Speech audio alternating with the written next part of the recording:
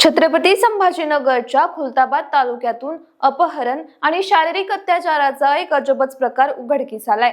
20 ऑगस्टच्या रात्री 11च्या दरम्यान एका 15 वर्षीय मुलीचं तिच्याच घरातून अगदी फिल्मी स्टाईल पद्धतीने अपहरण करण्यात आलं। अपहरण करणारा दुसरा तिसरा व्यक्ती कोणी नसून त्या मुलीचा प्रियकर होता। या कामात त्याला त्याच्या मित्राचीही साथ मिळाली। महत्त्वाचं म्हणजे अपहरण केल्यानंतर प्रियकराने प्रियसीवर शारीरिक अत्याचार केल्याचंही समोर आलंय। त्यानंतर 2 दिवसांनी या प्रेमी युगुलाला तरुणाच्या नातेवाईकांनीच खुलताबाद पोलीस ठाण्यात हजर केलं। आता पोलिसांनी या प्रियकराविरुद्ध पॉक्सो, बलात्कार आणि अॅट्रॉसिटीचे गंभीर गुन्हे दाखल केले असून तो अक्षरशः हैराण झालाय। या प्रकरणाला त्याला मदत करणारा त्याचा मित्र मात्र अजूनही फरार आहे। पण हा सगळा घटनाक्रम नेमका काय आहे, या संदर्भात मुलीच्या वडिलांनी पोलीस ठाण्यात दाखल केलेल्या तक्रारीत काय सांगितलंय, त्याचीच चक्रावून सोडणारी ही सैराट कहाणी या व्हिडिओच्या माध्यमातून जाणून घेऊया। नमस्कार, मी गीतांजली आणि आपण पाहत आहात दे दणका। मंडळी, खुलताबाद पोलीस स्टेशन हद्दीत घडलेल्या या घटनेतील प्रियकर तरुणाचं नाव आहे आदेश दगडू माळोदे। त्याच्या विरुद्ध एका 35 वर्षीय व्यक्तीने खुलताबाद पोलीस ठाण्यात तक्रार दिली असून आदेशने आपल्या मुलीला पळवून नेल्याचा आरोप त्या तक्रारीत करण्यात आलाय। या प्रकरणातील फिर्यादी हे शेतकरी असून ते स्वतःच्या शेतात घर करून राहतात।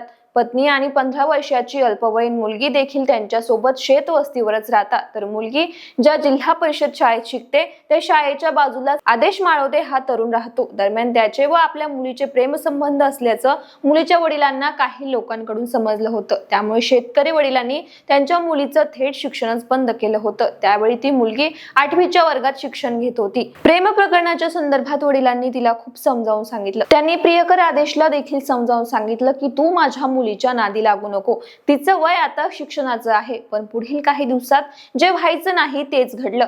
गुरुवारी 20 ऑगस्टच्या रात्री संध्याकाळी वडील, पत्नी आणि मुलगी अशा सर्वांनी जेवण केलं आणि तिघेही 10 वाजता झोपी गेले। पत्नी आणि मुलगी घरात व शेतकरी वडील घरामागील बकऱ्यांच्या शेडमध्ये झोपले होते। दरम्यान रात्री 10:30च्या नंतर पत्नी आपल्या पतीकडे आली आणि म्हणाली की आपली मुलगी माझ्या शेजारी झोपलेली होती, पण आता ती दिसत नाही। त्यानंतर शेतकरी दाम्पत्याने त्यांच्या मुलीचा शोध सुरू केला। घरात सगळीकडे पाहिलं पण ती दिसू लागली नाही। याशिवाय मुलीचे कपडे आणि बॅगही दिसत नव्हती। त्यामुळे त्यांनी घराच्या आजूबाजूला पाहणी केली असता अंधाऱ्या रात्री त्यांना एक मोटरसायकल शेताच्या बाजूला असलेल्या कच्च्या रस्त्याने जाताना दिसली। त्यामुळे शेतकऱ्याने त्या कच्च्या रस्त्यावर राहणाऱ्या इतर शेतकऱ्यांना फोन करून सांगितलं की माझी मुलगी घरात दिसत नसून आमच्या शेताजवळून एक मोटरसायकल कच्च्या रस्त्याने जाते। तुम्ही ती मोटरसायकल रस्त्यावर उभी राहून थांबवा आणि चेक करा। त्यावर काही शेतकऱ्यांनी ती मोटरसायकल पकडण्याचा प्रयत्न केला पण ते शक्य झालं नाही। त्यानंतर थोड्या वेळाने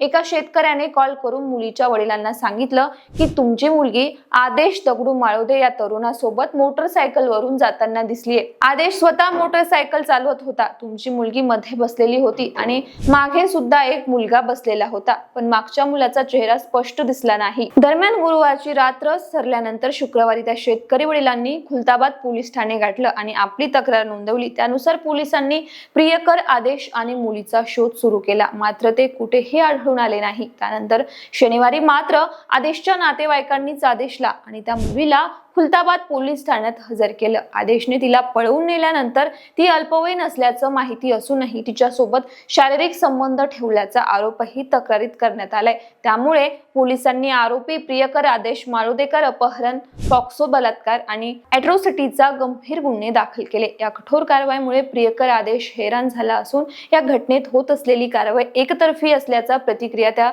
परिसरातील काही नागरिकांकडून समोर येत आहे। बाकी या घटनेत आदेशला मदत करणारा त्याचा मित्र मात्र अजूनही फरार असून पोलिसांकडून त्याचाही शोध सुरू असल्याचं कळतंय।